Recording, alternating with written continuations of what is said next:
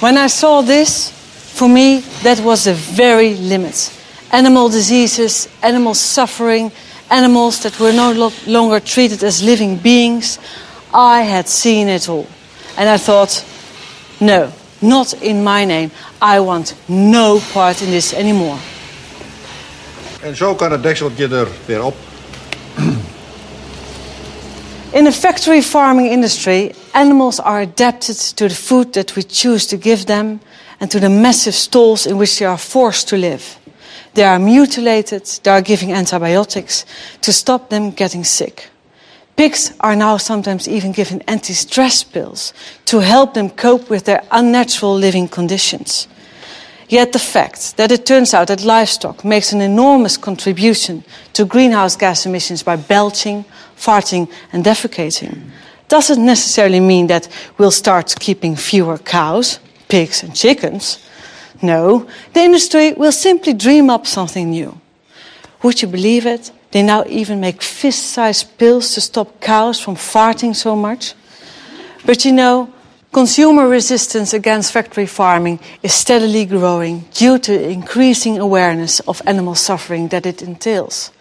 And sometimes you come across people from an entire different background who surprise you. It was in America that I met a man who is known as the Mad Cowboy. He was a factory farmer who got out of the livestock industry and went vegetarian around the time of the mad cow disease crisis in Europe.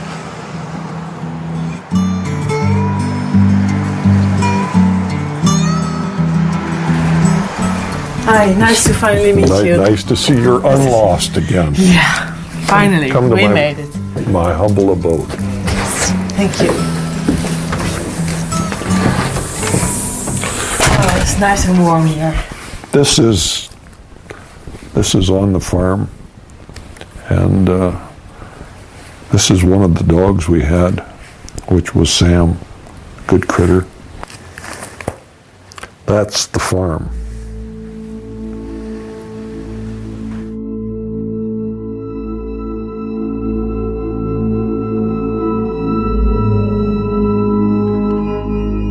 I'm a fourth-generation farmer, rancher, feedlot operator from Montana. At one time, I had 7,000 head of cattle, 12,000 acres of crop, and 30 employees. I spent 45 years of my life in production agriculture. Not something I learned from a book. I learned it by doing it. I was a factory farmer, the worst of all. Not a family farmer, but a factory farmer. Never met a chemical I didn't like. We'd actually grind up animals and feed them back to our animals. Had all of the bad habits. What are you doing here? Branding. Oh. See there?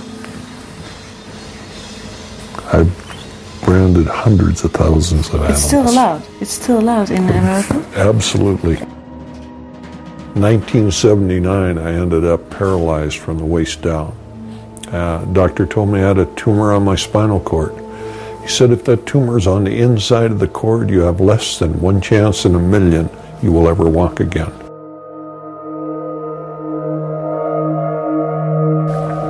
Made me stop and think for the first time in my life that I was part of the problem, not part of the solution. I saw the birds die, I saw the trees die, I saw the soil changed. And it was not until I was paralyzed that I was willing to admit that I was the problem. I ended up with a 1 in a million operation. I've walked out of the hospital with a 1 in a million operation, but I walked out a much different individual than I walked in. I knew that what we were doing was wrong, was absolutely, totally non-sustainable. Here's a scone that my wife made. Try that.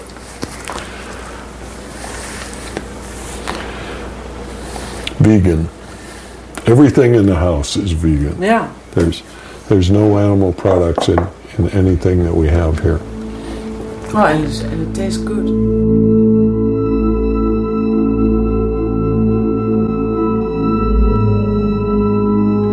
everybody thought the same way. It was mass hysteria. Everybody was doing it. It must be okay.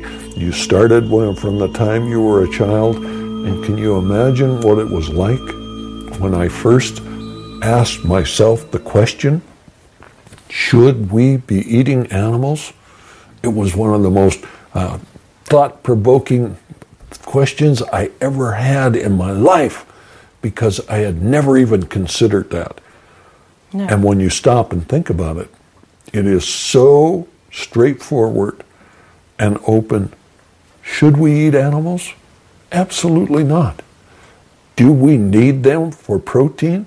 Absolutely not. Are they good for us? Absolutely not. Do they enjoy us eating them? Absolutely not.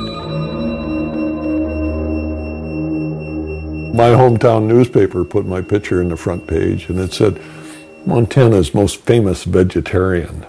I picked up the phone and I called him up and I said, why don't you tell it the way it is? Montana's only vegetarian. And they said, no, we have one of you kind of guys here at the paper, so we know there are two. But people don't want to believe that somebody that from the inside of the industry, that when you look at it, the one thing when I debate the issue with somebody from the industry, their common defense is, oh, well, you don't understand. I spent 45 years of my life there. There's nothing that they have done that I haven't done more of it. I've milked more cows, I've slopped more pigs, I've fed more animals, and when they tell me I don't understand, I understand. And what I understand is what we're doing is wrong. It's non-sustainable. It's not good for us. It's not good for the animals. It's not good for the planet. The sooner we stop what we are doing, the better we'll all be.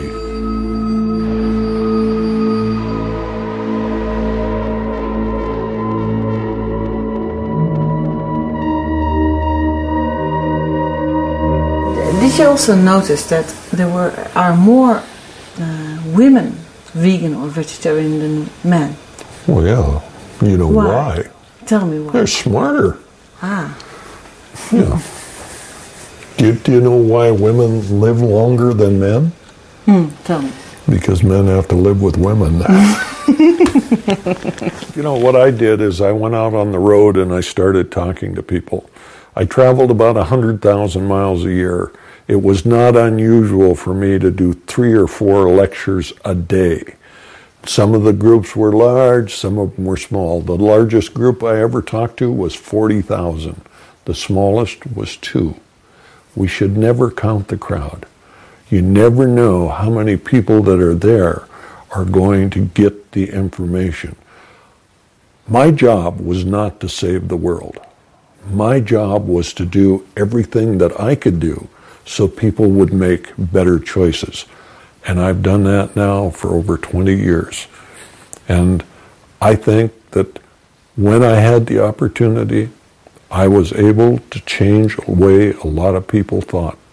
Was it going to be enough? I don't know. But I did what I could. Do you think there are more vegetarians now? Oh, sure.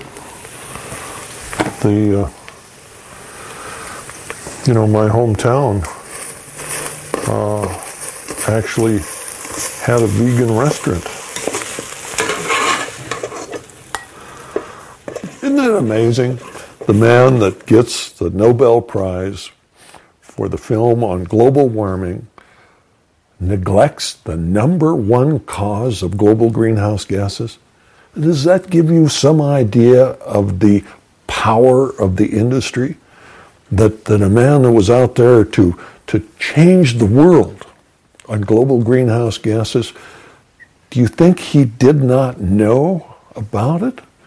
Or was he just unwilling to stand up to the power that they had?